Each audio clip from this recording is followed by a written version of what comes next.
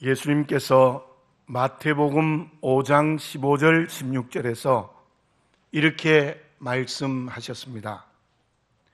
사람이 등불을 켜서 말 아래에 두지 아니하고 등경 위에 두나니 이름으로 집안 모든 사람에게 빛이 느니라.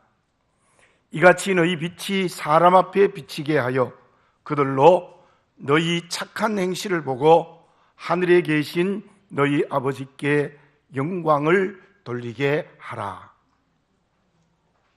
등불을 켜서 그 등불을 곡식을 되는 말 속에 넣어두면 어떻게 되겠습니까? 등불이 말 속에 들어가면 그 빛이 어디에도 비출 수 없습니다. 등불을 켜면 그 등불을 등잔 위에 두어야 온 집안을 비칠 수가 있는 것입니다. 모 방송국에서 가면을 쓰고 노래하는 프로그램이 있습니다. 가면 안에서 노래를 부르면 그 안에 사람을 알기 위하여 연예계의 모든 걸 알 수 있는 사람들도 대부분 맞추지를 못합니다. 가면 속의 사람이 가면을 벗을 때에 모든 사람이 깜짝 놀라는 장면이 있습니다. 가면을 쓰고 있으면 그 사람이 누구인지를 알 수가 없습니다. 가면을 벗을 때에 비로소 그 사람이 누구인지를 알 수 있게 되는 것이지요. 성경에 기록된 말씀이 하나님의 말씀, 내게 진리가 되어지는 것은 무엇을 통해서 가능하겠습니까?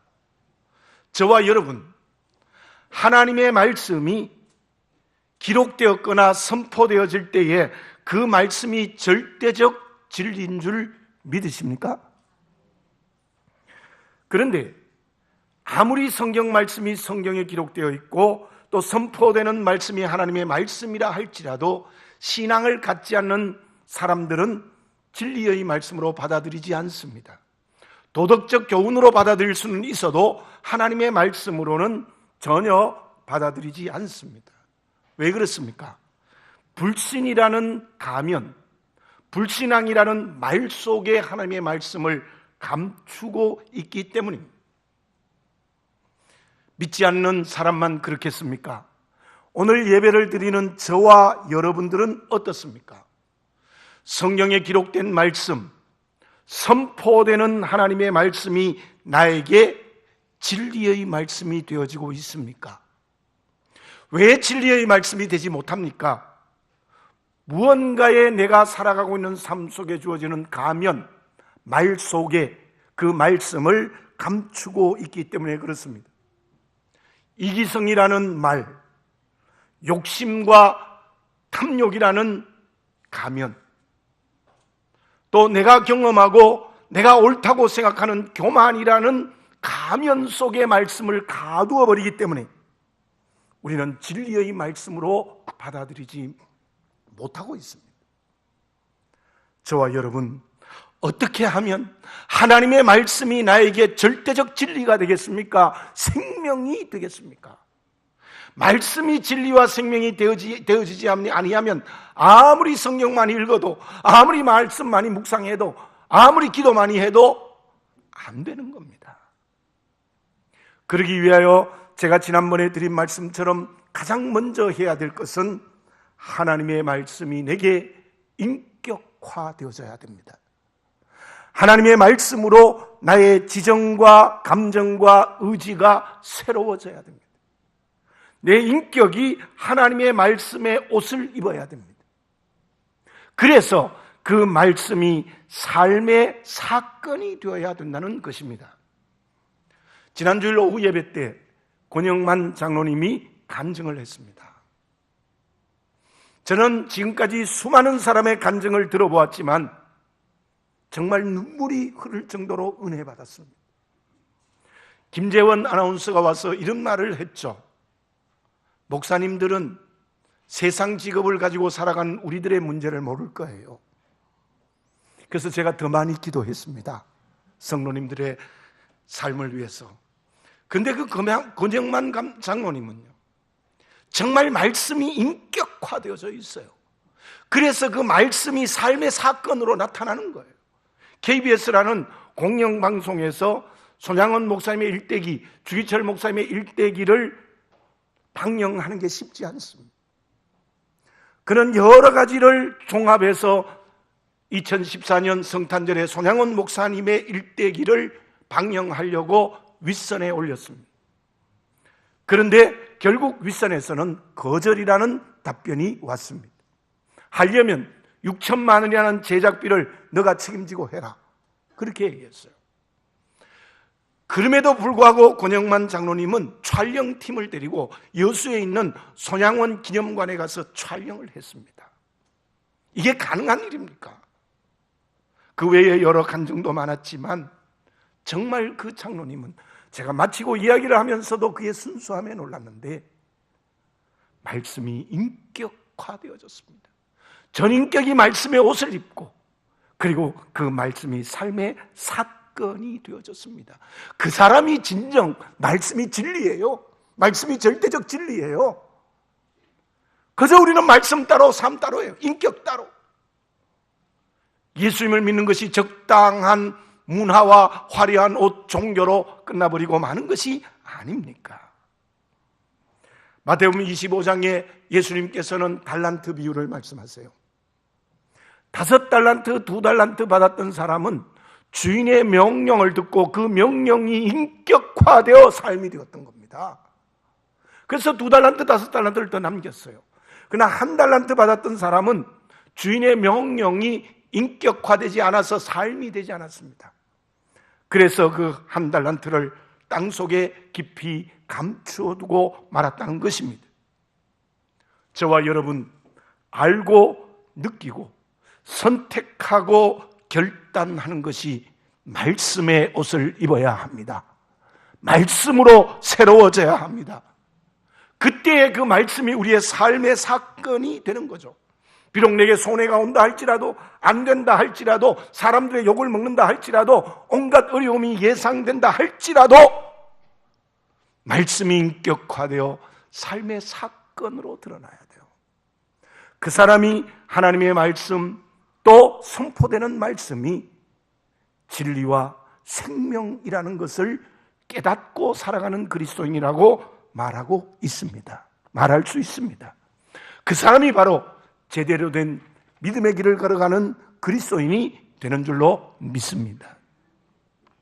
그러면 하나님의 말씀이 인격화되고 삶의 사건이 되는 것은 무엇을 통해서 가능하겠습니까? 창세기 1장을 읽어보면 하나님께서 온 세상을 창조하시는 장면이 나타납니다. 마지막에 저와 여러분들 사람을 만드셨습니다. 그런데 1장 2절에 이런 말씀이 있습니다. 하나님의 영은 수면에 운행하시니라. 하나님의 영이 수면에 운행하셨다. 그 말씀의 의미가 무엇입니까? 성부, 성자, 성령 온전한 한 몸의 기쁨으로 세상을 창조하셨습니다. 이것을 다르게 설명드리면 나를 누가 만드셨느냐? 성령께서 만들었습니다. 그렇다면 성령께서 나를 만들었다는 의미가 무엇입니까? 성령께서 나를 만들었다는 것은 인간은 언제나 성령께서 관계를 맺는다는 의미입니다. 어머니가 아이를 낳으니까 그 아이와 평생 관계를 맺는 것처럼 성령께서 나를 만드셨기 때문에 우리는 성령과 언제나 항상 관계를 맺게 되어져 있는 것입니다. 성령은 누구십니까? 하나님의 영, 예수 그리스도의 영이십니다. 우리가 십자가의 은혜로 구원받은 하나님의 자녀가 되면은 내 안에 그 성령이 내주하시는 것입니다. 저와 여러분, 하나님의 말씀이 인격화되고 그래서 삶의 사건이 되는 것은 그냥 되는 게 아닙니다. 성령께서 역사하셔야 됩니다. 성령께서 나와 관계를 맺어서 성령께서 큰 은혜를 내게 줄 때 말씀이 인격화되어 삶의 사건이 되는 거예요. 성령이 역사하지 않으면 삶의 사건이 될 수가 없습니다. 그렇다면 성령께서 내게 역사하시는 게 은혜라면 그 은혜를 받기 위한 내가 해야 될 일은 없겠습니까? 내가 무엇을 해야 성령께서 내게 임재하셔서 말씀이 인격의 옷을 입고 삶의 사건이 되게 하시는 것입니까? 근간에 제가 몸무게를 재어보니까 한 1.5kg 내지 2kg이 더 살이 쪘어요. 제가 보통 한 76kg 정도 나가는데 그보다 좀 훨씬 더 많이 나가요. 집사람이 강하게 저보고 얘기합니다. 당신 제발 자기 전에 먹지 말아라. 그런데요, 저는 일주일 동안에 대부분이 저녁 시간에 활동이 많아요. 예, 월요일 날 또 지금 성경 공부를 하고, 화요일이 유일하게 비고, 수요일 날 와서 또 말씀 증거해야 되고, 목요일 날 신학교 가서 강의해야 되고, 금요일 날 또 기도회 있고. 그래서 저녁 식사를 일찍 해요. 수요일 날은 5시만 조금 넘으면 식사를 하거든요. 그래서 저는 교회 비교적 일찍 옵니다. 와서 이제 말씀 다시 준비하고 이제 성경 강의를 하는데, 수요일 날 5시 조금 넘어서 밥을 먹었는데 예배 마치고 집에 가면 9시가 넘어요. 너무너무 배고파요. 먹지 말라고 잔소리를 해도 제가 밖에 뛰쳐나가서 찐빵을 사와서도 먹어야 돼. 집에 있는 뭔가를 찾아서 먹어야 돼요. 집사람 말 아랑곳하지 않습니다. 너무너무 배고파요. 제가 가만히 스스로를 한번 생각해 봤어요. 지난번에 40일 금식 기도할 때 제가 두 번 금식을 했거든요. 못 견디겠더라고요. 한 끼만 금식해도요 너무너무 배가 고픈 거예요. 제가 고등학교 청년 때 금식을 많이 했거든요. 사흘 금식을 밥 먹듯이 했습니다. 그때는 어떻게 내가 사흘을 금식했을까? 요새는 막 눈에 보일 정도, 밥이 막 보이는 것 같이 먹고 싶은 거예요.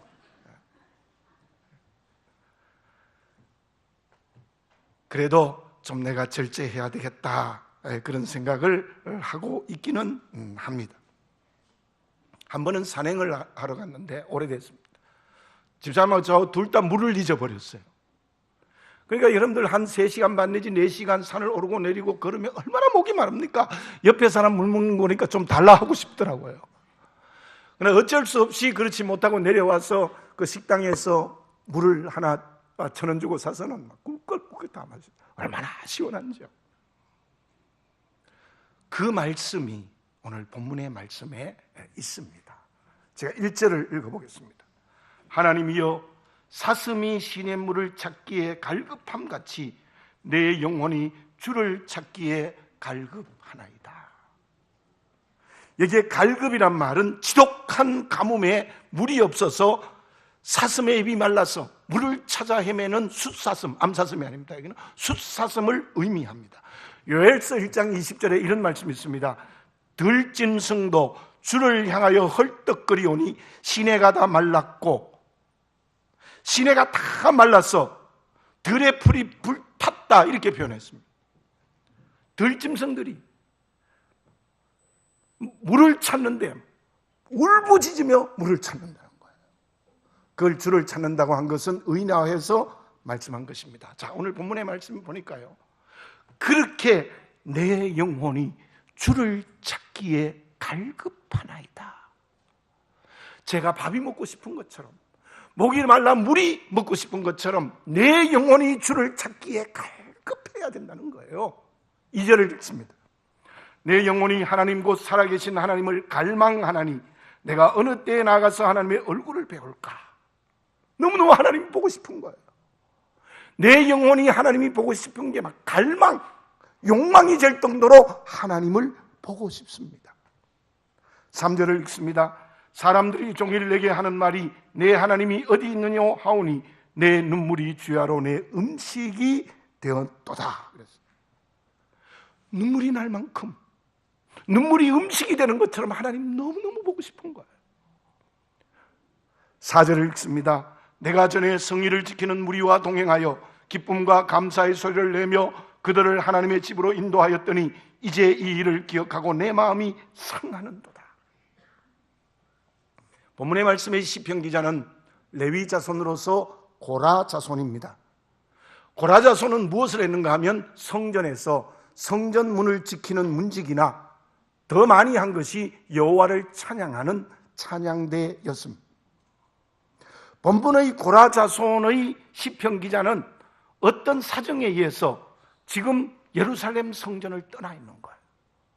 만약 찬양을 했다면 성전에서 하나님을 찬양해야 되는데 먼 거리의 미살산 언덕으로 도피하여 찬양을 하지 못하고 성전에 들어가지 못해서 지성소에서 하나님을 만나지 못하는 뜨거운 열정이 그에게 있는 거예요. 하나님, 내 영혼이 주를 찾기에 갈급하네. 하나님, 내 영혼이 주를 찾는 것이 갈망하는데 눈물이 음식이 되는 것처럼 하나님 보고 싶습니다. 지성소에 들어가서 하나님을 만나고 싶습니다. 정말 하나님을 간곡하게 찾고 있는 기도의 모습이 오늘 본문의 말씀의 내용입니다. 저와 여러분, 하나님을 그렇게 찾고 있습니까? 우리의 믿음이 적당히 아닙니까? 적당히 아닙니까? 우리는 오늘 이 시편 기자 고라자손의 시처럼 내 영혼이 하나님을 찾기에 갈급한 것처럼, 목이 말라 물을 찾듯이, 배가 고파 밥을 찾듯이 내 영혼이 하나님을 찾기에 갈급한 심령이 되어지시기를 바라겠습니다. 그 사람에게 성령이 역사하십니다. 그 사람에게 성령이 역사하여서 말씀이 인격화되고 말씀이 삶이 되는 역사가 일어난다는 것을 오늘 이 말씀을 통하여 눈을 열어보시는 저와 여러분들이 되어져야 될 줄로 믿습니다. 중국의 삼국시대에 조조라는 사람이 있습니다. 아시죠? 참 꾀가 많고 지혜로운 사람인데, 이 조조는요, 난세의 영웅이라는 이름을 붙였어요. 난세의 영웅이란 말은 나라가 어려운 상황에 있으면 그 나라의 위기에서 건져주는 영웅이에요. 그런데 이 조조에게 또 한 가지 붙이는 말이 있습니다. 그것은 치세의 간웅이라는 말입니다. 이게 무슨 말인가 하면, 나라가 안정되고 평화로우면 나라를 혼돈하게 하고 온 백성을 도탕에 빠뜨리는 사람이라는 거예요. 그래서 이 사람은 지혜가 아니라 꾀가 많은 사람이라고 우리가 일반적으로 통하지 않습니까? 여러분, 우리의 믿음이 어떻습니까? 반대의 경우도 있지만 어렵고 힘들고 고통스러우면 하나님께 막 오늘 본문의 말씀처럼 부르짖어 기도하는데요, 조금만 성공하고 잘 되고 일이 열리면요, 그냥 하나님 찾지 않아요. 조조와 같은 신앙이 우리에게 없는지를 보시기를 바라겠습니다. 이 시편에 가장 많은 찬양을 한 사람이 다윗입니다. 다윗의 시편이 어떻습니까? 다윗이 적당히 기도했습니까? 시편 27편만 읽어봐도요, 여호와는 나의 구원이시요 빛이요 생명의 능력이시니 내가 누구를 무서워하며 누구를 두려워하리요. 또 14절에 보면은 내가 산자들의 땅에 있으며 여호와의 선하심을 보게 될 줄을 확실히 믿었도다. 그때 아마 다윗은 압살롬의 반역으로 도망자가 되어 있을 때도 나는 죽지 않고 산자들의 땅에 서 있습니다. 여호와의 선하심을 보게 될 줄을 확실히 믿습니다.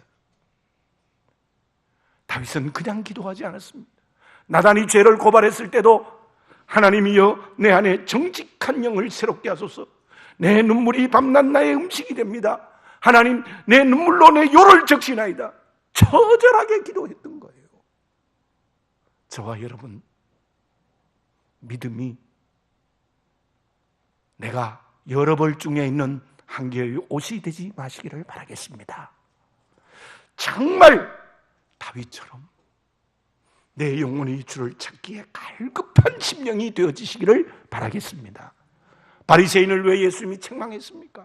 바리새인은 일주일에 2번씩 금식하고 하루에 3번씩 기도하고 율법을 달달달 외우고 지키고, 근데 그들은 하나님께 전인격적인 열정의 기도가 없었습니다. 그래서 형식화되었을 때 주님 그들을 강하게 책망하셨던 것입니다. 저와 여러분, 오늘의 날을 정직히 보시기를 바라겠습니다. 내 영혼이 주를 찾기에 갈급한, 정말 사슴이 목이 말라 시냇물을 찾듯이 우리의 영혼이 주를 찾기에 갈급하고 갈망하고 눈물이 음식이 되는 것 같은 하나님을 찾는 영혼이 되어지시기를 바라겠습니다. 그때 성령이 내게 역사하십니다.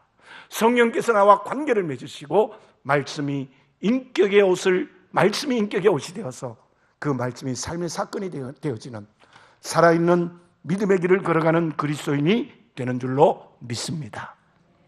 그러면 하나님을 향하여 전인격적 열정을 가지고 간절히 찾는 기도의 내용은 무엇이어야 되겠습니까? 우리가 하나님을 찾아가는 영혼의 열정의 내용은 무엇이어야 되는 것입니까? 여러분들 오드리 헵번이라는 배우를 아시죠? 아마 젊은 사람은 모를 수도 있어요. 1955년의 흑백 영화 로마의 휴일이라는 영화의 주인공이 되어서 아카데미 주연상을 받고 그 후로 정말 세계 만민의 여인이 된 놀라운 인기를 누렸던 배우입니다. 저는 그 영화가 참 재미있었고 감동도 받았어요. 앤 공주가 왕궁에서 탈출해서 그레고리 팩으로 나오는 신문 기자와 우리 로마를 여행하는 사랑의 이야기인데 정말 재미있어요. 그래서 저도 그곳에 가서 그 아이스크림 사 먹었다는 거 아닙니까? 예, 손 넣어본 데도 손 넣어보고 아마 다 그쪽에 가면 그렇게 하지만 정말 감동적인 영화였습니다. 그 영화로 말미암아 일약대 스타가 되어졌죠. 그런데 이 오드리 헵번이 50대 후반부터 무엇을 했는가 하면 유니세프의 일을 했습니다. 1년에 $1 안 받은 거죠. 1년에 $1를 받고 유니세프 일에 전 생애를 바쳤습니다. 그런데 얼마 되지 아니하여 대장암에 걸렸어요.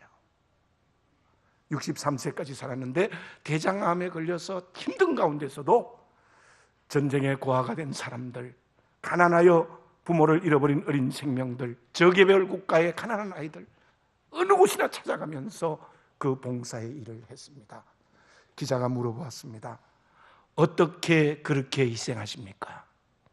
그때 그의 대답은 이렇게 말합니다. 희생이 아닙니다. 절대로 희생이 아닙니다. 하나님이 내게 주신 은혜의 선물입니다. 나는 천국 갈 겁니다. 내가 여기서 이 일을 하는 것은 하나님의 은혜의 선물이어서 하나님이 기회를 주셔서 이 일을 할 뿐입니다. 저는 그 일을 어떤 책에서 읽으면서 오드리 헵번이 정말 얼마나 아름답고 이쁩니까? 그때의 모습보다는 아마 나이가 많아서 이마에 주름이 간 그때 봉사의 걸음걸이가 가장 아름다운 것이 아닌가 그런 생각을 해보았습니다. 오드리 헵번은 희생이 아닙니다. 희생이 아닙니다. 하나님이 내게 주신 선물입니다. 어떤 대답을 해도 그녀는 자기가 중심이 아니라 하나님이 중심이었습니다. 자, 우리 다윗의 시편 23편을 우리가 너무나 잘 알고 있는데 한번 생각해 봅시다. 그 다윗의 23편에는 무엇이 나옵니까? 여호와는 나의 목자시니 내가 부족함이 없다. 내가 합니다. 여호와가 나의 목자시니 내가 부족함이 없도다. 여호와께서 내 영혼을 소생시켜 주시고 여호와께서 내가 사망의 음침한 골짜기로 다닐지라도 해받음을 두려워 않을 것은 주께서 나와 함께 하십니다. 나의 원수의 목전에서 내 앞에 밥상을 베풀어 주셨습니다. 계속 그 23편을 보면 내가 축복받는 말씀이 기록되어져 있어요. 그렇다면 시편 23편의 말씀은 다윗이 축복받는 내 중심이었습니까? 아닙니다. 3절에 이런 말씀이 있습니다. 여호와께서 자기 이름을 위하여 의의 길로 인도하셨도다. 하나님께서 내게 그 축복을 주시는 것은 하나님의 이름을 위하여 나에게 의의 길을 인도하셨다는 것은 무슨 말씀인가 하면 시편 23편의 다윗의 고백은 내가 중심이 아니라 하나님이 중심입니다. 하나님의 이름을 드러내기 위해서 여호와께서 나를 의의 길로 인도하시는 것이 내가 영원히 소생되고 내가 원수의 앞에서 밥상을 먹고 내 잔이 넘치는 그런 고백을 하게 되어진 거예요. 간절히 하나님을 찾는 기도는 내 중심이 아니고 하나님이 중심이어야 됩니다. 그 말씀이 오늘 본문의 말씀 5절 11절에 한자도 틀리지 않는 똑같은 말씀이 반복해서 나오는 것을 볼 수 있습니다. 제가 읽어보겠습니다. 내 영혼아, 내가 어찌하여 낙심하며 어찌하여 내 속에서 불안해하는가? 너는 하나님께 소망을 두라. 그가 나타나 도우심으로 말미암아 내가 여전히 찬송하리로다. 아멘. 우리가 갈급하게 하나님을 찾는 내용이 무엇이어야 되느냐 하면 하나님께 소망을 두는 거예요. 하나님께 내 인생의 전 희망을 그 하나님께 두는 거예요. 어렵거나 잘되거나 건강하거나 병들거나 어떤 관계의 위기에 있다 할지라도 내 희망, 내 소망은 오직 하나님께 두는 갈급한 내 영혼의 기도가 되는 거예요. 그게 오늘 본문의 말씀의 중심입니다. 세상의 가치들에게 주지 않습니다. 나에게 희망을 두지 않습니다. 다른 사람들에게 희망을 두는 것이 아닙니다. 오직 하나님께 희망을 둡니다. 본문의 말씀 1절에서 4절까지의 내용이 전부 무엇입니까? 하나님 찾기에 갈급합니다. 그러나 낙심하지 않습니다. 불안해하지 않습니다. 하나님께 희망을 겁니다. 하나님께 소망을 둡니다. 그리고 이어지는 6절의 말씀을 제가 읽어보겠습니다. 내 하나님이여, 내 영혼이 내 속에서 낙심됨으로 내가 요단과 헤르몬과 미살산에서 주를 기억하나이다. 바로 미살산 언덕이라는 곳은 어딘가 하면은 갈릴리 북쪽에, 예루살렘 성에서 동북쪽 가장 위쪽에 있는 미살산 언덕에 지금 도망가서 도피처에 있는 겁니다. 무슨 일인지는 모르지만 그러므로 낙심했습니다. 7절은 주의 폭포 소리와 깊은 바다가 서로 부르며 주의 모든 파도와 물결이 나를 휩쓸었나이다. 주의 폭포 소리, 주의 모든 파도와 물결이 나를 휩쓸었다. 이 말씀 무슨 말입니까? 내가 지금 이렇게 도피처에 와 있는 것은 하나님의 심판입니다. 하나님의 심판입니다. 그러나 그 다음 8절에는 무슨 말씀이 있습니까? 낮에는 여호와께서 그의 인자하심을 베푸시고 밤에는 그의 찬송이 내게 있어 생명의 하나님께 기도합니다. 낮에는 인자함을 베푸시고 밤에는 내게 찬송할 수 있도록 해 주십니다. 그리고 8절과 9절은 그 내용을 말합니다. 내 반석이신 하나님께 말하기를 어찌하여 나를 잊으셨나이까? 내가 어찌하여 원수의 압제로 말미암아 슬프게 다니나이까 하리로다. 내 뼈를 찌르는 칼같이 내 대적이 나를 비방하여 늘 내게 말하기를 내 하나님이 어디 있느냐 하도다. 지금 아마 이 시편 기자는 원수들의 모함에 이어서 저 미살산 언덕에 도망자가 되어 도피하고 있습니다. 또 11절이 그렇습니다. 그러나 내 영혼이 낙심하지 않습니다. 내 영혼이 불안해하지 않습니다. 하나님께 소망을 두고 있습니다 라는 기도의 내용이에요. 에른스트 블로크라는 사람이 희망의 원리라는 책을 썼습니다. 우리말로도 번역이 되어져 있습니다. 그 책 서문에서 에른스트 블로크가 이런 얘기를 해요. 희망은 그냥 이루어지는 것이 아니다. 매일매일 배우고 연습하는 훈련이 필요하다. 희망이 그냥 이루어지는 것이 아니라는 거예요. 매일매일 연습하고 훈련하고 배워야 희망을 가지는 사람이 될 수 있다. 그 제자가 몰트만입니다. 바로 제3세계에 희망을 던져주었던 몰트만의 신학자가 바로 그 에른스트 블로크의 제자입니다. 오늘 본문의 말씀에 그 어려운 상황, 원수들의 압제를 받아서 저 미살산에 도피하여 도망가 있고 하나님 찾기에 갈급하고 속이 낙심하고 있는데 그럼에도 불구하고 여호와께서는 낮에는 내게 인자함을 베푸시고 밤에는 여호와를 찬송할 수 있도록 하나님이 도와주실 것을 믿습니다. 무슨 말입니까? 낮과 밤은 대개 성경 말씀에 낮은 성공할 때, 잘 될 때, 형통할 때입니다. 밤은 어렵고 힘들고 고통스럽고 병마에 어려움을 당할 때입니다. 무슨 말입니까? 어떤 환경과 어떤 관계에서든지 하나님께 소망을 두는 연습, 훈련이 우리에게 필요하다는 것입니다. 게렌 키에르케고르의 말처럼 오늘 절망하는 것은 신앙인의 죄입니다. 오늘 절망한 것이 신앙인의 죄라는 것입니다. 바울은 로마의 감옥 속에서도 저 로마를 복음화할 수 있는 하나님께서 주시는 희망, 소망을 거기에 두었을 때 바울은 순교했지만 결국 로마가 복음화되지 않았습니까? 지난번에 말씀드린 부자 청년을 보십시오. 그 부자 청년은 말씀 잘 지켰다 그랬어요. 어릴 때부터. 그러나 그 부자 청년은 물질에 소망을 두었기 때문에 멸망의 길을 걸어가게 된 것입니다. 저와 여러분, 낮에도 밤에도 언제나 어떤 환경, 어떤 관계 속에서도 하나님께 소망을 두는, 간절하게 갈급하게 여호와를 찾는 기도의 그릇이 되어지시기를 바라겠습니다. 그때 하나님께서 성령을 역사하여 주시어서 말씀이 인격의 옷이 되어서 말씀이 삶이 되는 건강하고 살아있는 그리스도인의 길을 걸어가게 될 줄로 믿습니다. 결과는 어떠할까요? 하나님께 소망을 두는 사람은요, 언제나 그 희망을 오늘 체험하게 하는 하나님의 은혜를 받게 되는 줄로 믿습니다. 여러분, 제가 방금 드린 바울이 로마도 보아야 하리라는 희망을 걸었더니 그 희망이 이루어지지 않았습니까? 여러분들, 하나님께 소망을 두지 않는 모든 희망은 개꿈입니다. 그게 이루어졌다 할지라도 그것은 하나님의 심판입니다. 하나님께 소망을 둘 때 하나님은 우리에게 그 소망을 이루어 주시는 은총을 허락하여 주실 줄로 믿습니다.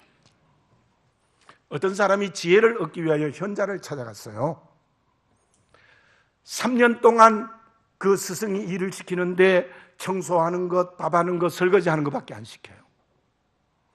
그래서 3년이 지난 후에 이 제자가 선생님에게 물어봤습니다. 스승님, 3년 동안 왜 아무것도 안 가르쳐 주십니까?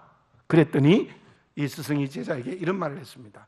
저기 있는 벽돌 창고에 금괴가 가득 들어있으면 어떻게 하겠느냐? 예, 망치로 부서뜨려서 그 금을 꺼내야 되겠죠. 그래, 맞다. 그러면 독수리 아래서 생명을 얻기 위해서는 어떻게 해야 되겠느냐? 따뜻한 자리를 만들어주고 기다려야 되지요. 그래, 내 말이 맞다. 생명을 얻기 위해서는 기다려야 한다. 그렇게 스승이 제자에게 말해 주었다고 합니다. 저와 여러분, 하나님께 소망을 두는 사람은 기다림의 인내가 필요합니다. 우리는 기다리지 않고 하나님을 원망하고 불평합니다. 오늘 우리 이 예배를 드리면서 하나님께 소망을 두고 끊임없이 기다리는 그리스도인이 되어지시기 바랍니다. 어디에 소망을 두고 있습니까? 누구에게 희망을 품고 있습니까? 남편입니까? 아내입니까? 자식입니까? 물질입니까? 건강입니까? 지입니까? 필요합니다. 그들은 내게 주신 선물이니 아주 큰 축복이지만 그게 소망의 대상은 아닙니다. 저와 여러분 기다리면서 끝까지 하나님께 소망을 두는 갈급한 심령이 되어지시기를 바라겠습니다. 그러므로 하나님께서 성령을 역사하여 인격의 말씀의 옷을 입게 되고, 그래서 말씀이 삶이 되는 살아있는 그리스도인의 길을 끊임없이 걸어가야 될 줄로 믿습니다. 기도드리겠습니다.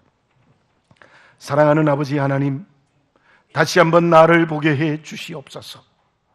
아버지 하나님, 나는 지금 어떤 믿음의 상태에 있습니까? 적당하게, 일상적으로 종교의 옷을 입고 살아가는 우리의 모습이 아닙니까? 아버지 하나님, 다시 한번 나를 돌아보게 하시고 말씀이 인격의 옷을 입어서 말씀이 삶이 되는 살아있는 믿음의 길을 걸어가게 하여 주시옵소서. 그것은 하나님을 소망하는 일이 갈급한 심령이 될 때, 성령이 역사할 때 가능한 줄로 믿습니다. 주여, 하나님께 소망을 두게 해 주시옵소서. 다른 곳에 소망을 두는 어리석은 자가 되지 말게 하여 주시옵소서. 어떤 밤과 낮의 내 인생의 환경과 관계에서도 오직 하나님께 소망을 두는 살아있는 믿음의 그릇이 되게 해 주시옵소서. 그리하여 그 희망을 오늘 맛보는 그리스도인 되게 해 주시옵소서. 예수님의 이름으로 기도드립니다. 아멘.